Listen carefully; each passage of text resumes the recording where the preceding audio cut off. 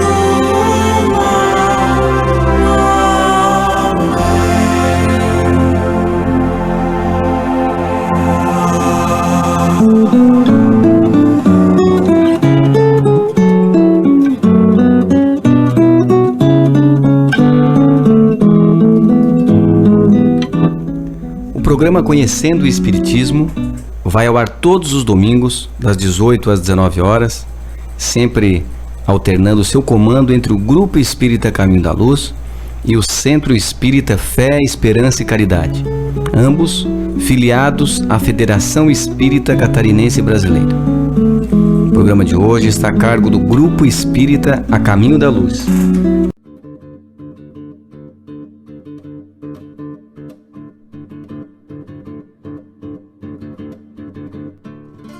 o Senhor mostrará, e eu lhe mostrarei quanto deve padecer pelo meu nome. Jesus, Atos 9,16.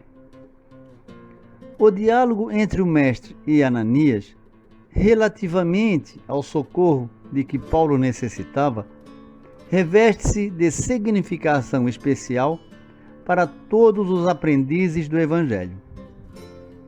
Digna de nota é a observação de Jesus recomendando ao apóstolo da gentilidade que ingressasse em Damasco, onde lhe revelaria quanto convinha fazer. E muito importante, a determinação a Ananias para que atendesse ao famoso verdugo trazido à fé. O apelo do céu ao cooperativismo transborda da lição. Perseguidor e perseguido reúnem-se no altar da fraternidade e do trabalho útil. O velhinho de Damasco presta socorro ao ex-rabino. Paulo, em troca, prodigaliza-lhe enorme alegria ao coração. Acresce notar, porém, que Jesus chamou a si a tarefa de revelar ao recém-convertido quanto lhe competia lutar e sofrer por amor ao reino divino. Semelhantes operações espirituais se repetem cada dia nas atividades terrestres. Debaixo da inspiração do Cristo, diariamente há movimentos de aproximação entre os quantos se candidatam ao bom entendimento perante a vida eterna. Alguns trazem a mão confortadora e amiga da assistência fraternal. Outros, o júbilo sagrado da esperança sublime. Estabelecem-se novos acordos, traçam-lhe novas diretrizes. Imperioso é reconhecer, porém, que o Senhor mostrará a cada trabalhador o conteúdo de serviço e testemunho que lhe compete fornecer no ministério do seu amor infinito.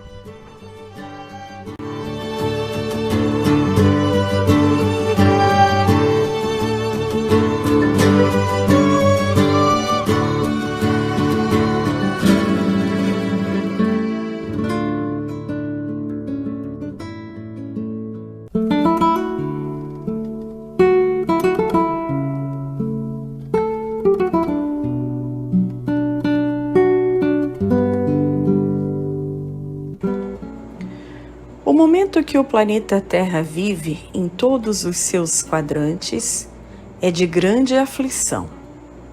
A violência se espalha, criando a insegurança e o infortúnio.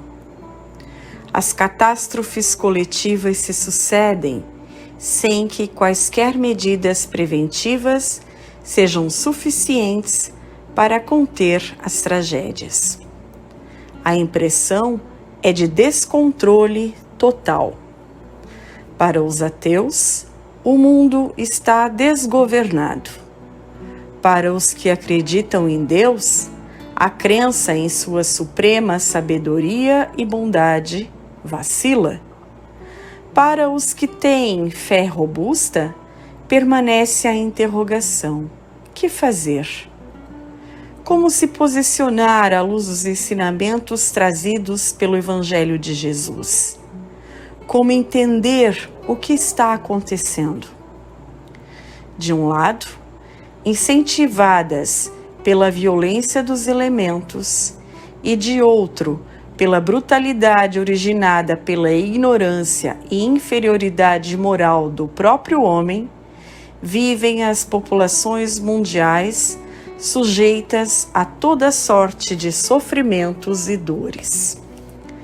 Dir-se-ia em pleno vigor o império da besta do Apocalipse. Viver torna-se um fardo extremamente pesado. Ante as inquietações e surpresas, o desequilíbrio se instala. Os fatores de avaliação e os valores referenciais oscilam, a dúvida se estabelece e a criatura se perde num complexo emaranhado de considerações que não lhe dão a chave para a solução dos problemas do destino e da dor.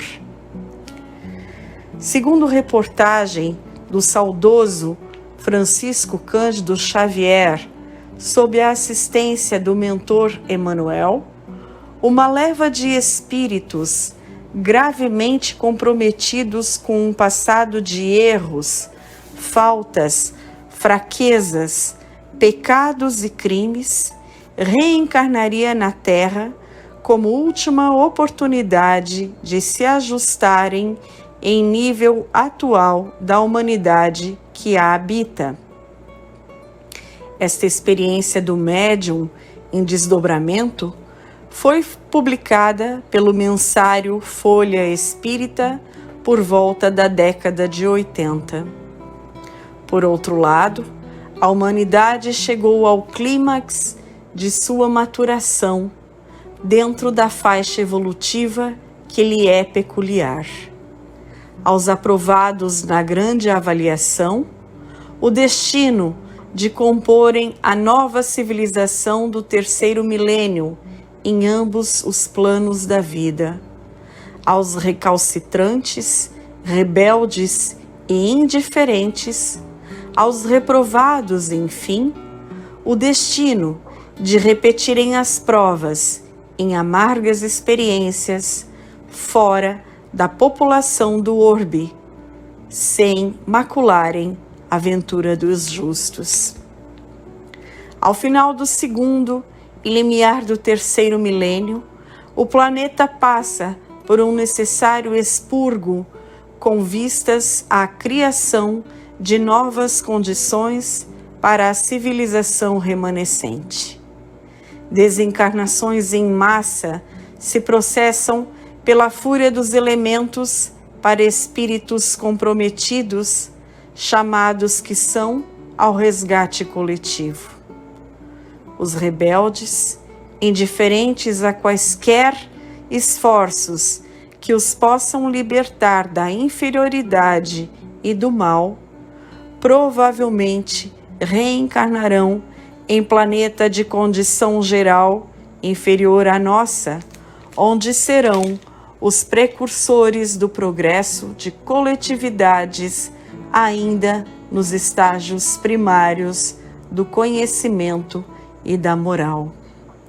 A Terra, de planeta de expiações e provas, que foi até agora, alcançará, na escala sideral, a posição de planeta de regeneração, quando gradualmente serão extintas as expiações indispensáveis para os que rejeitarem reincidentemente os argumentos do bom senso, da lógica e da razão, em flagrante desrespeito às leis divinas e aos ensinamentos enviados pelo Criador, através do Cristo que nos legou no seu Evangelho. O objetivo da existência é o progresso do espírito.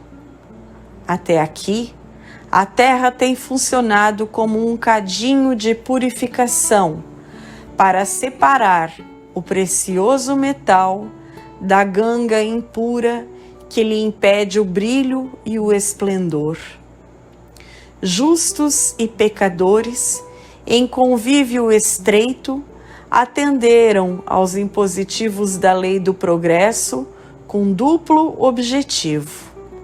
Os ignorantes retardatários do bom senso e da razão, beneficiando-se, em contato com os justos e intelectualizados, pelos exemplos que estes oferecem. Os esforçados e esclarecidos, já medianamente evoluídos, encontrando nesse contato oportunidade de exercitarem os elevados atributos morais da alma, como a tolerância, a paciência, a humildade, a complacência, a fraternidade, o perdão e etc. Aos espíritas estará outorgada a tarefa de divulgar e exemplificar os ensinamentos do Evangelho de Jesus, na tentativa derradeira de conduzirem os que se transviaram aos caminhos libertadores, rumo à ventura e à paz.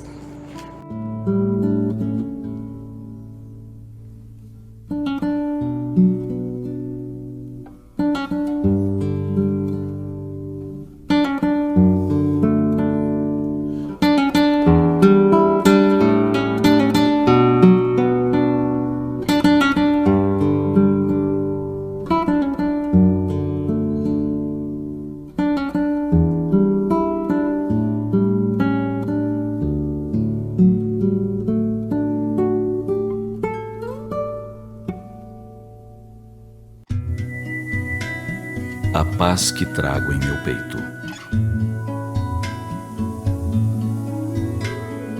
A paz que trago hoje em meu peito é diferente da paz que eu sonhei um dia. Quando se é jovem ou imaturo, imagina-se que ter paz é poder fazer o que se quer, repousar, ficar em silêncio e jamais enfrentar uma contradição ou uma decepção. Todavia, o tempo vai nos mostrando que a paz é resultado do entendimento de algumas lições importantes que a vida nos oferece. A paz está no dinamismo da vida, no trabalho, na esperança, na confiança, na fé. Ter paz é ter a consciência tranquila, é ter certeza de que se fez o melhor, ou pelo menos tentou. Ter paz é assumir responsabilidades e cumpri-las. É ter serenidade nos momentos mais difíceis da vida. Ter paz é ter ouvidos que ouvem, olhos que veem e boca que diz palavras que constroem. Ter paz é ter um coração que ama, brincar com as crianças, voar com os passarinhos, ouvir o riacho que desliza sobre as pedras e embala os ramos verdes que em suas águas se espreguiçam. Ter paz é não querer que os outros se modifiquem para nos agradar. É respeitar as opiniões contrárias. É esquecer as ofensas. Ter paz é aprender com os próprios erros. É dizer não quando é não que se quer dizer. Ter paz é ter coragem de chorar ou de sorrir quando se tem vontade. É ter forças para voltar atrás, pedir perdão, refazer o caminho, agradecer. Ter paz é admitir a própria imperfeição e reconhecer os medos, as fraquezas, as carências. A paz que hoje trago em meu peito é a tranquilidade de aceitar os outros como são e a disposição para mudar as próprias imperfeições. É a humildade para reconhecer que não sei tudo e aprender até com os insetos. É a vontade de dividir o pouco que tenho e não me aprisionar ao que não possuo. É melhorar o que está ao meu alcance, aceitar o que não pode ser mudado e ter lucidez para distinguir uma coisa da outra. É admitir que nem sempre tenho razão e mesmo que tenha, não brigar por ela. A paz que hoje trago em meu peito é a confiança naquele que criou e governa o mundo. A certeza da vida futura e a convicção de que receberei das leis soberanas da vida o que a elas tiver oferecido. Às vezes, para manter a paz que hoje mora em teu peito, é preciso usar um poderoso aliado chamado silêncio. Lembra-te de usar o silêncio quando ouvir palavras infelizes. Quando alguém está irritado, quando a maledicência te procura, quando a ofensa te golpeia, quando alguém se encoleriza, quando a crítica te fere, quando escutas uma calúnia, quando a ignorância te acusa, quando o orgulho te humilha, quando a vaidade te provoca. O silêncio é a gentileza do perdão que se cala e espera o tempo. Por isso, é uma poderosa ferramenta para construir e manter a paz. Pense nisso.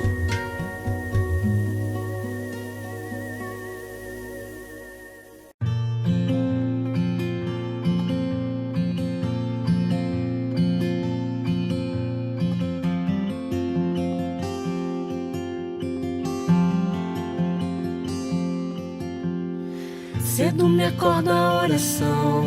É o coração que tá apertado para ver um mundo diferente da notícia repetida da televisão.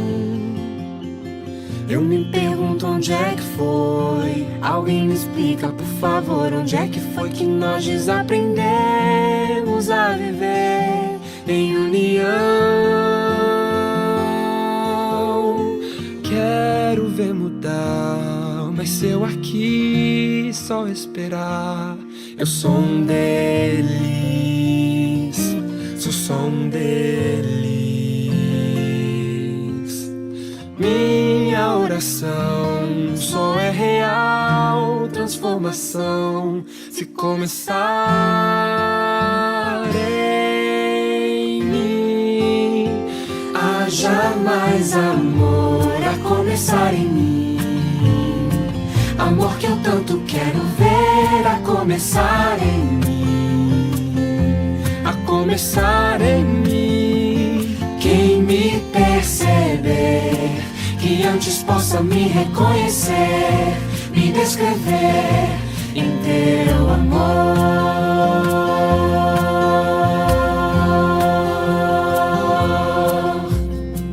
E se tivesse mais perdão, se no lugar de apontarem tantos erros fossem estendidos mais abraços, mais olhares de aceitação.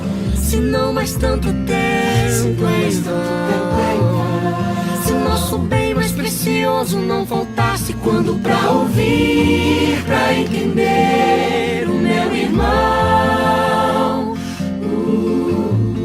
Posso até sonhar, mas se eu aqui só esperar, Eu sou um deles, sou só um deles.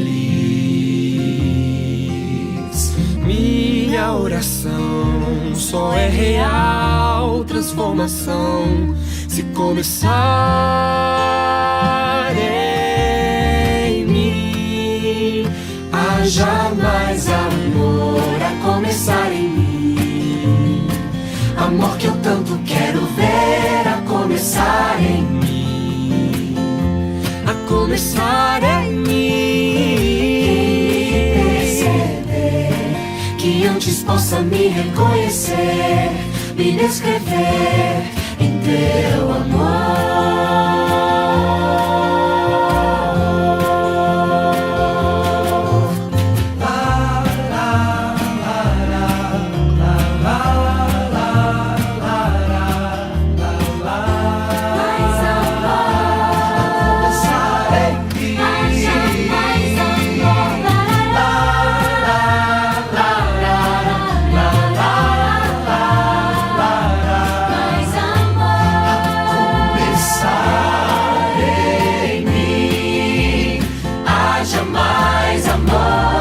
Começar em mim, amor que eu tanto quero ver a começar em mim, a começar em mim.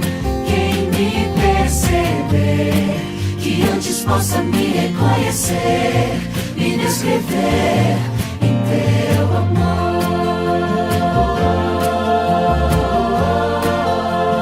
Quem me perceber, que antes possa me reconhecer, me descrever em teu amor.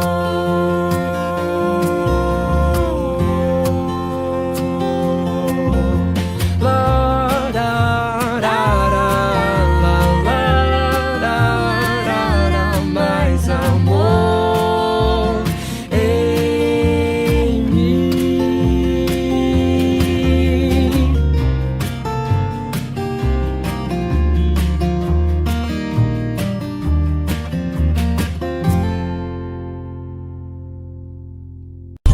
Na 98 FM, programa Conhecendo o Espiritismo.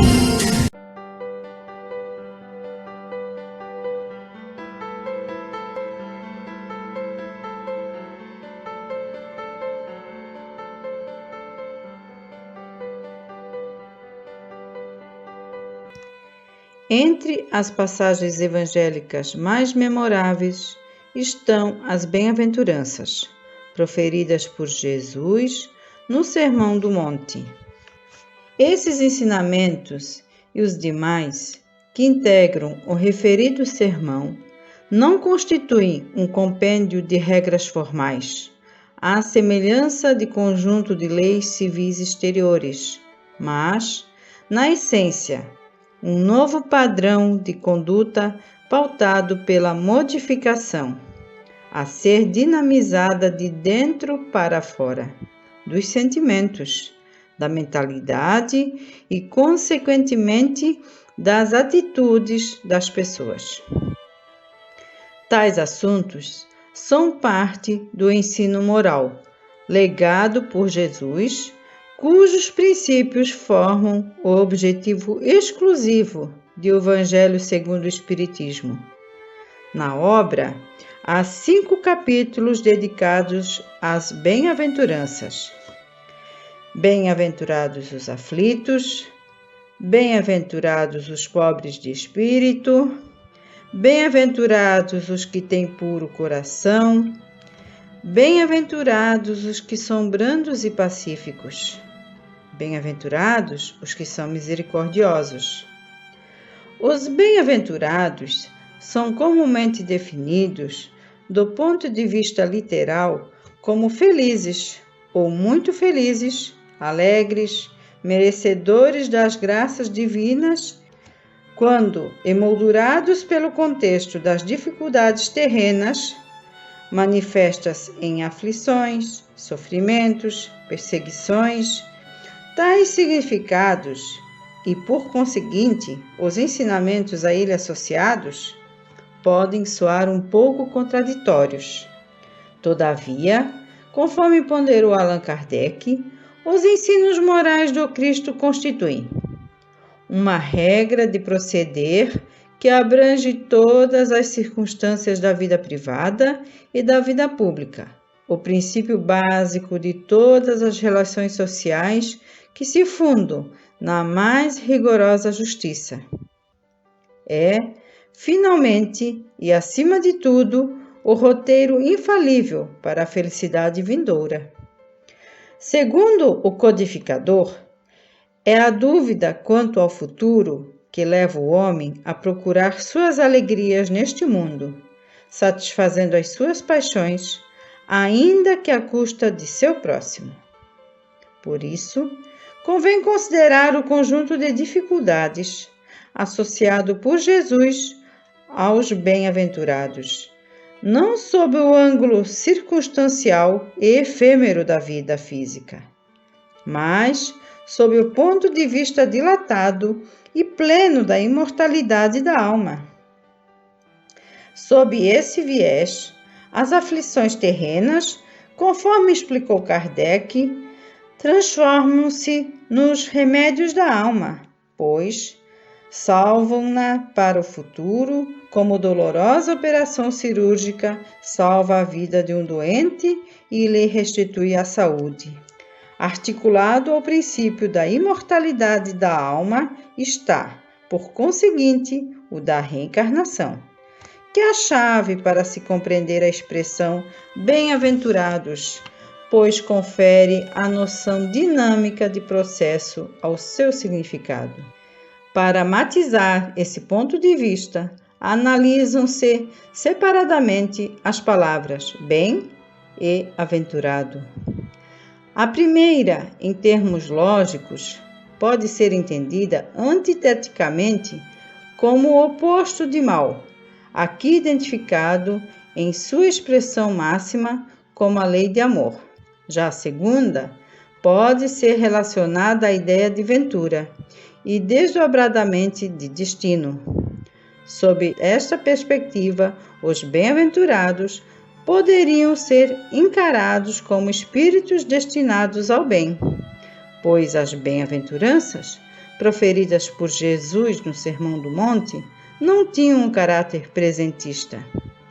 Mas, conforme interpretou Humberto de Campos, pareciam dirigidas ao incomensurável futuro humano. Nesse sentido, um espírito estará destinado ao bem, tornando-se um bem-aventurado, quando adquirir certo grau de amadurecimento e responsabilidade frente ao uso do seu livre-arbítrio. Esse processo de conscientização, associado aos princípios regeneradores da lei de causa e efeito, faculta ao espírito, mediante a experimentação de provas e expiações reencarnatórias, harmonizar-se paulatinamente com a lei de amor, cuja força rege e equilibra o universo. Sobre o assunto, Emmanuel esclareceu: enquanto a criatura não adquire consciência da própria responsabilidade, movimenta-se no mundo a feição de semi-irracional, amontoando problemas sobre a própria cabeça. Entretanto, acordando para a necessidade da paz consigo mesma, descobre de imediato a cruz que lhe cabe ao próprio burilamento. Encarnados e desencarnados, jungidos à terra, vinculam-se todos ao mesmo impositivo de progresso e resgate. Nessa linha de pensamento, o panorama de felicidade, comumente associado aos bem-aventurados, adquire matização e perspectiva, pois, segundo Emmanuel, tal como sonhada pelo homem do mundo, a felicidade não pode existir, por enquanto, na face do orbe. Contudo, importa observar que é no globo terrestre que a criatura edifica as bases da sua aventura real, pelo trabalho e pelo sacrifício, a caminho das mais sublimes aquisições para o mundo divino de sua consciência. Por isso, os bem-aventurados, assim como as bem-aventuranças, são indissociáveis da noção de processo, aberto ao infinito, no qual cada espírito delineia a sua trajetória evolutiva mediante a modificação gradual, dinamizada de dentro para fora, dos seus sentimentos, da sua mentalidade e, consequentemente, das suas atitudes, afinando-os cada vez mais aos princípios da lei do amor contidos no Evangelho. Assim, em termos essenciais, os bem-aventurados seriam aqueles espíritos, encarnados ou desencarnados, que, adquirindo consciência da própria responsabilidade, abandonam as ilusões do mundo para se elevarem a Deus. Conforme sintetizou Humberto de Campos, portanto, segundo consideração feita por Emmanuel, esse ou aquele homem serão bem-aventurados por haverem edificado o bem, por encontrarem alegria na simplicidade e na paz, por saberem guardar no coração longa e divina esperança.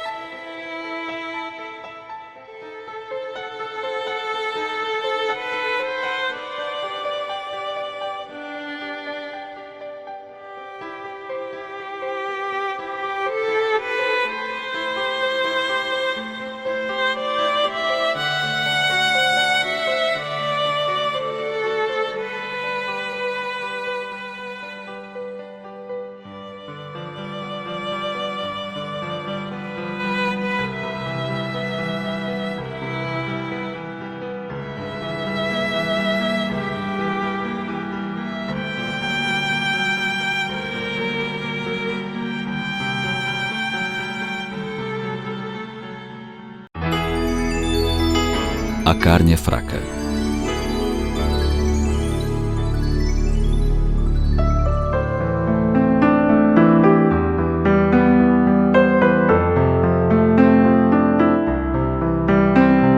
Quando alguém procura uma desculpa para justificar suas fraquezas, é comum ouvirmos a afirmativa de que a carne é fraca.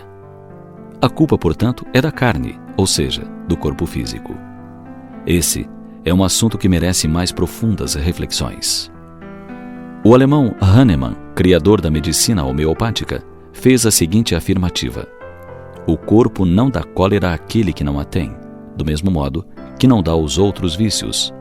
Todas as virtudes e todos os vícios são inerentes ao espírito. A não ser assim, onde estariam o mérito e a responsabilidade?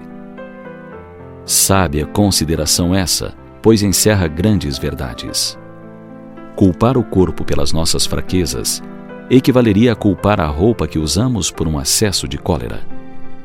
Quando a boca de um guloso enche-se de saliva diante de um prato apetitoso, não é a comida que excita o órgão do paladar, pois sequer está em contato com ele. É o espírito, cuja sensibilidade é despertada, que atua sobre aquele órgão através do pensamento. Se uma pessoa sensível facilmente verte lágrimas, não é a abundância das lágrimas que dá a sensibilidade ao espírito, mas precisamente a sensibilidade deste que provoca a secreção abundante das lágrimas. Assim, um homem é músico não porque seu corpo seja propenso à musicalidade, mas porque seu espírito é musicista.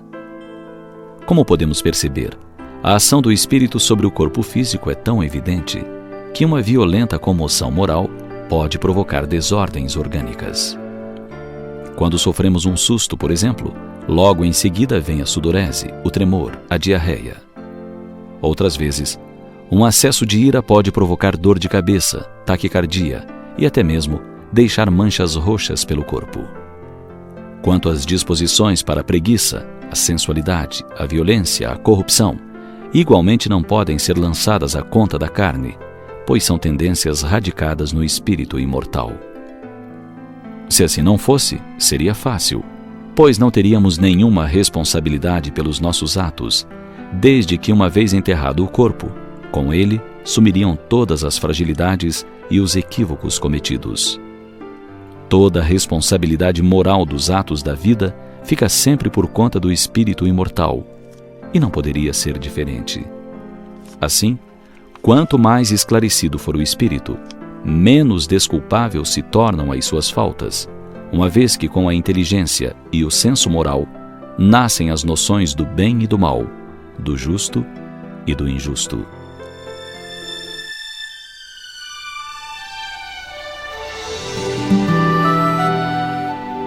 Todos nós, sem exceção, possuímos na intimidade a centelha divina, a força capaz de conter os impulsos negativos e fazer vibrar as emoções nobres que o Criador depositou em nós.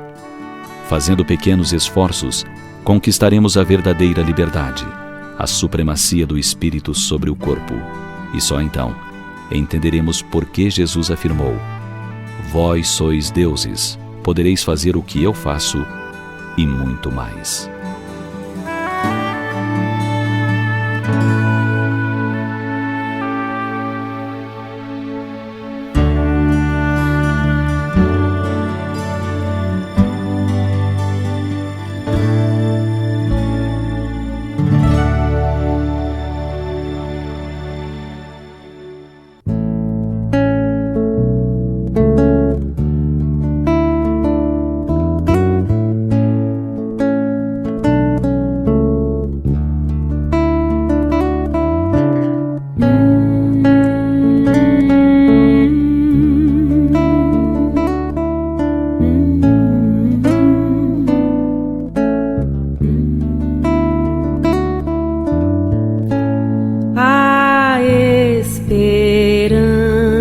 Tece a linha do horizonte, traz tanta paz em reluzente doce olhar que nos conforta quando o mar não é tão manso, quando o que resta é só o frio sem luar.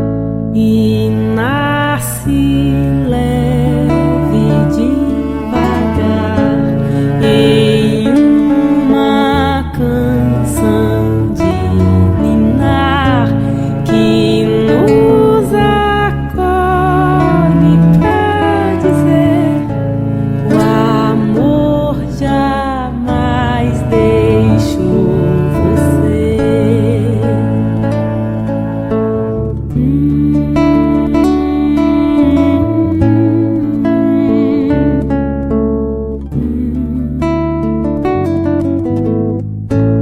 Oh, esperanças para sempre, sempre viva, te ofereço a minha casa pra morar. Nos meus sentidos quero ter os teus conselhos na minha voz. Eu quero sempre ir te encontrar. Se há alguma coisa eu temer, estou contando com você pra me dizer, ao me acalmar, que o amor jamais me deixará.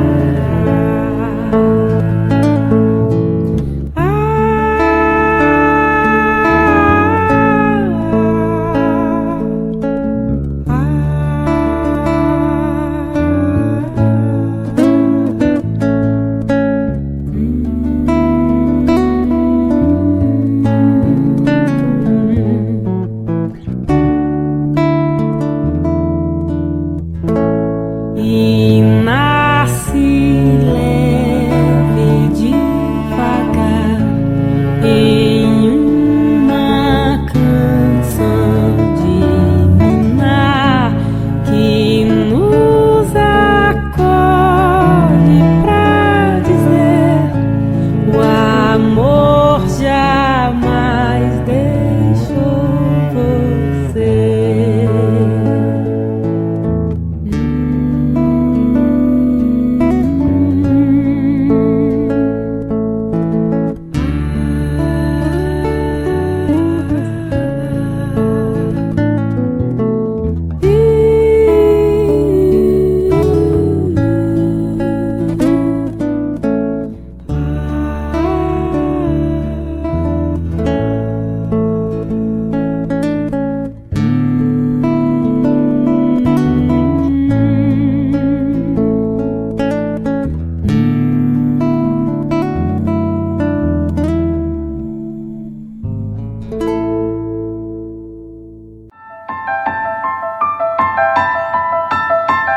De todos os desvios da vida humana, o suicídio é talvez o maior deles pela sua característica de falso heroísmo, de negação absoluta da lei do amor e de suprema rebeldia à vontade de Deus, cuja justiça nunca se faz sentir junto dos homens sem a luz da misericórdia. Emmanuel, o Consolador, psicografia de Francisco Xavier. Uma campanha. Grupo Espírita A Caminho da Luz, Biguaçu, Santa Catarina. www.radiofraternidade.com.br. Programa Espírita Conhecendo o Espiritismo e Programa Espírita Luz e Fraternidade.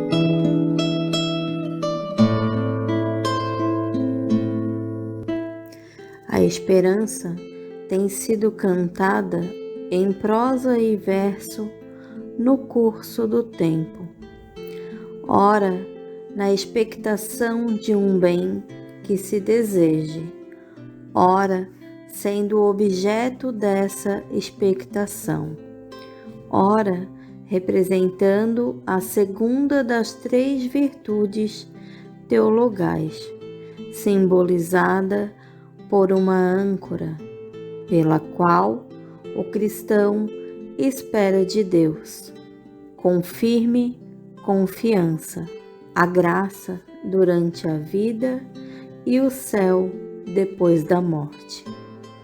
Na visão espírita, graça não representa dom ou virtude especial concedida por Deus, muito menos milagre, mas resultado de esforços e conquistas nesta existência ou no curso das várias reencarnações.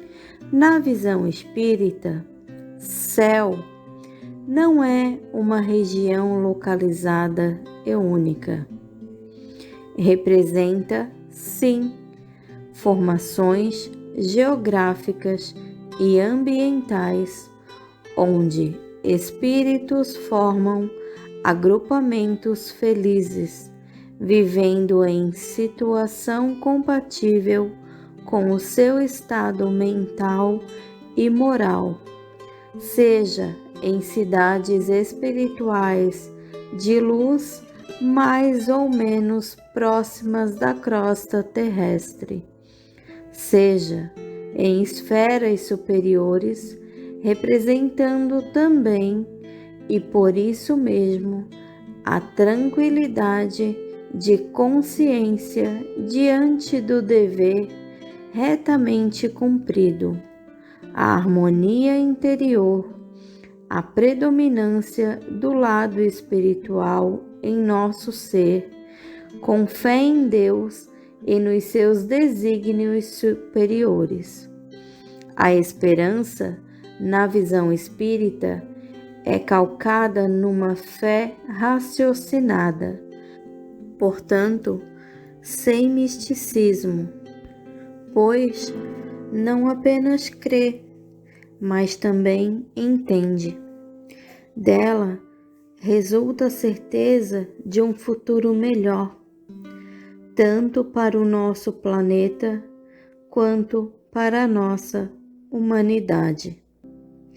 O espírita compreende que com a publicação de O Evangelho segundo o Espiritismo por Kardec, Jesus nos conclama novamente ao exercício da caridade e ao fortalecimento da fé, para que, dessa forma, a esperança se apoie em sentimentos elevados, sendo por isso mesmo perseverante, não desanimando frente aos obstáculos, provas, desafios.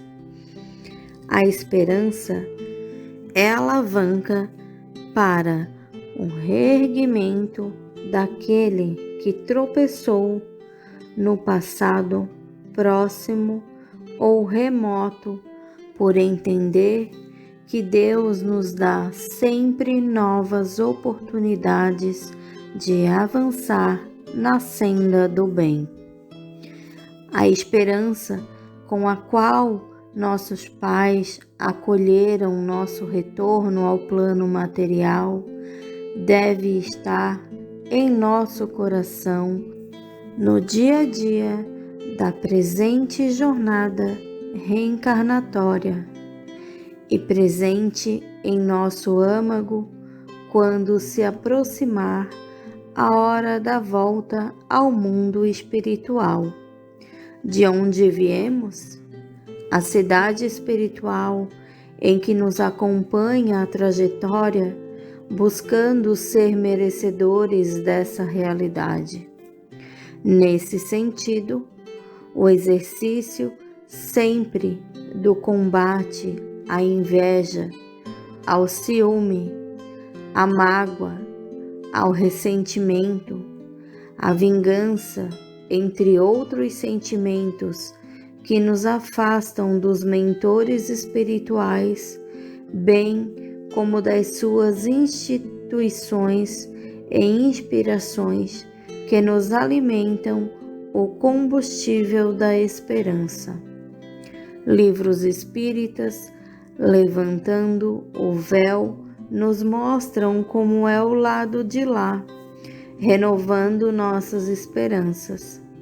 As bem-aventuranças proclamadas por Jesus, constantes dos capítulos 7 e 10 da terceira obra da codificação, representam um roteiro para investirmos na redobrada esperança.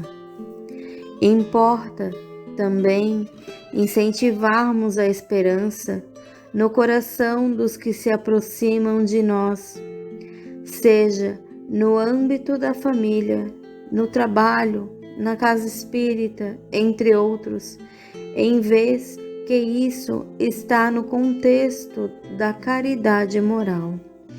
Admirar a natureza que exprime a sabedoria e a bondade do Criador acrescenta valores à nossa esperança.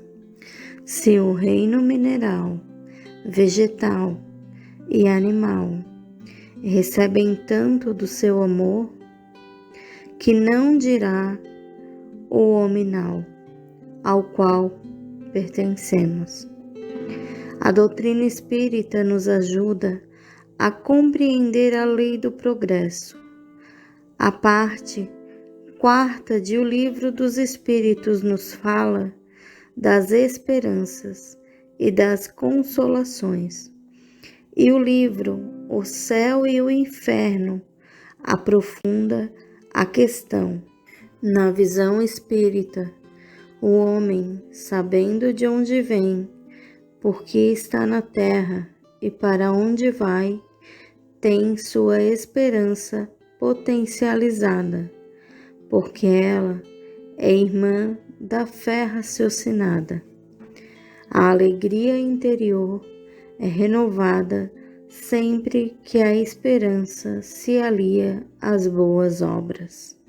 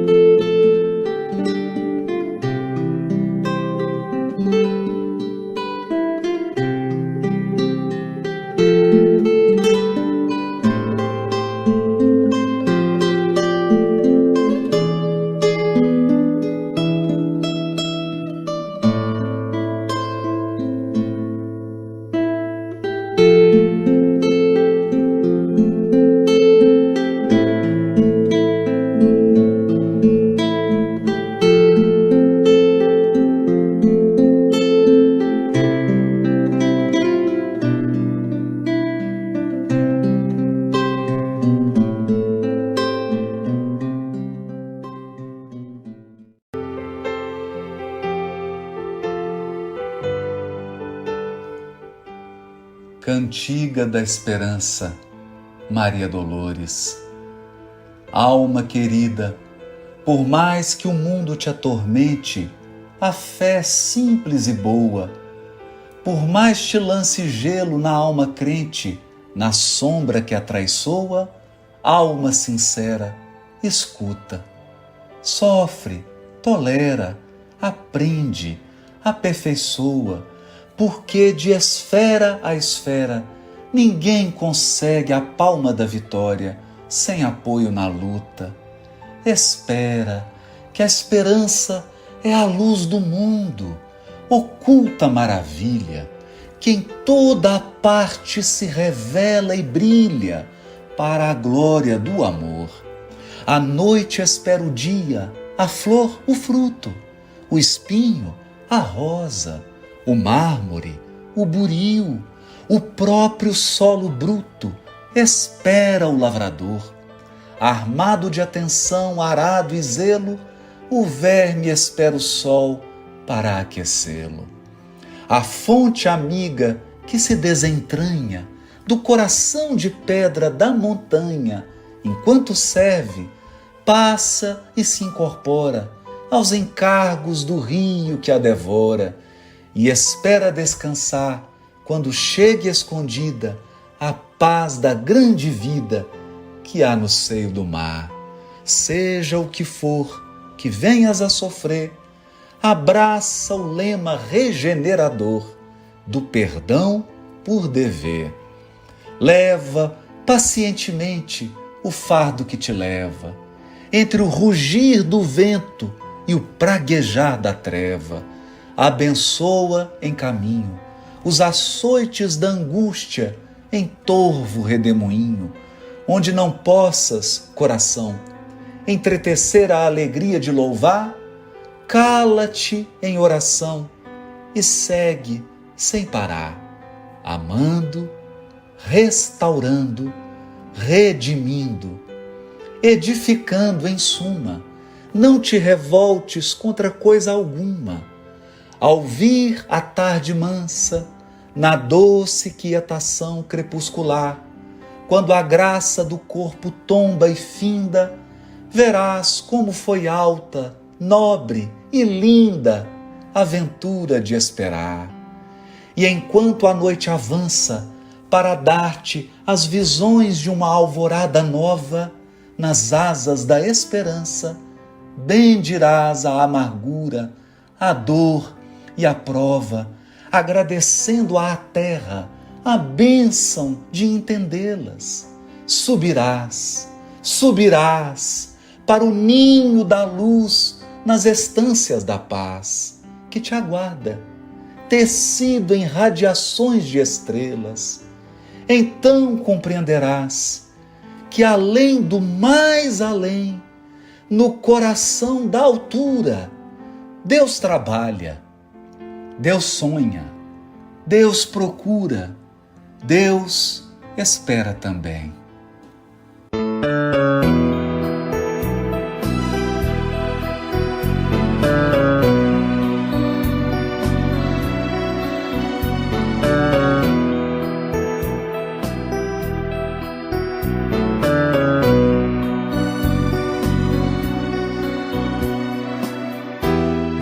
Cansado eu mudei, eu não sabia.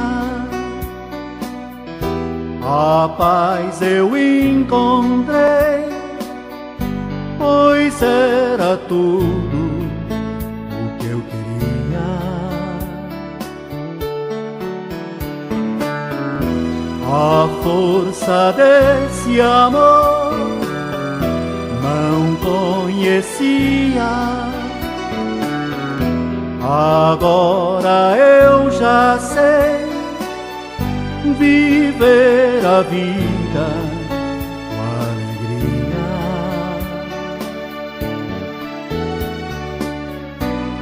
Ó meu Senhor, estou aqui pra te dizer que eu te amo.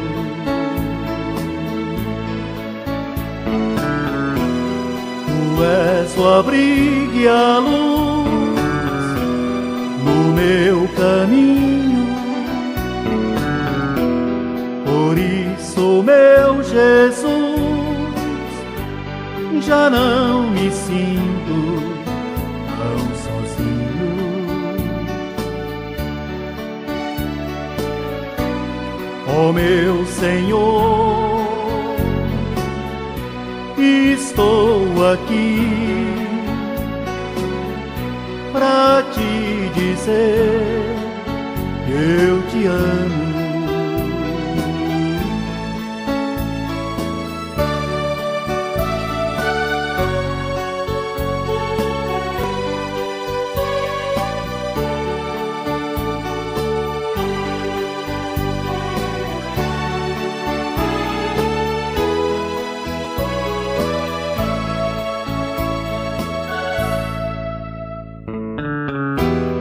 A força desse amor não conhecia, agora eu já sei viver a vida com alegria.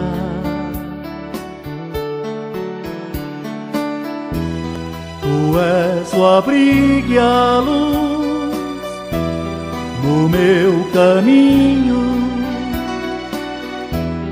Por isso, meu Jesus, já não me sinto tão sozinho.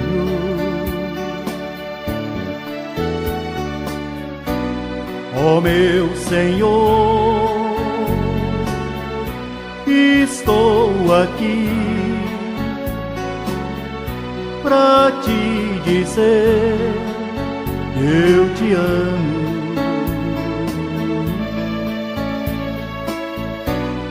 Ó meu Senhor, estou aqui pra te dizer eu te amo.